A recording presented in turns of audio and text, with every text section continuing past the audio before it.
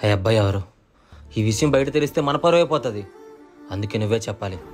అక్క పెళ్ళంటే సదాయే తప్ప బాధ్యత లేని వయసురా నీది. పిల్లవారు అందరూ వచ్చారమ్మా, నువ్వు త్వరగా రెడీ అయ్యి బయటికి రామ్మా. చెప్పాలి నాన్న. ఏంటి చెప్పమ్మా. నాకు ఈ పెళ్లి ఇష్టం లేదు నాన్న. నేను వేరే అబ్బాయిని లవ్ చేస్తున్నాను. ఏం పిచ్చి పిచ్చిగా ఇది నా పరువు విలువే. మూసుకొని బయటికి రా.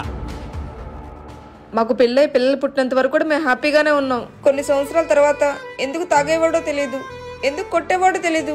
నా మొహం చూస్తేనే చిరాకు పడేవాడు. అనుకోకుండా ఒక రోజు నాకు ఇన్స్టా నుంచి మెసేజ్ వచ్చిందిరా. నువ్వు అప్పుడేం చెప్పావు, ఇప్పుడు ఏం చేస్తున్నావు? లేదు కనుక ఇంట్లో ఒప్పించడానికి చాలా ట్రై చేశాను. అవన్నీ కాదు, నాతో వచ్చేస్తావా? నేను అలా చేయలేను. సరే ఇప్పుడు ఏం చేస్తావు? మా నాన్న చెప్పిన వారినే చేసుకుంటాను. మరి నా పరిస్థితి ఏంటి? నన్ను మర్చిపోవడానికి ట్రై చేయ కనుక. ఏ కనుక ఎలా ఉన్నావు? నేను ఊహించిన మాట ఒకటి కనుక నాకు ఫోన్ చేసి చెప్పాడు.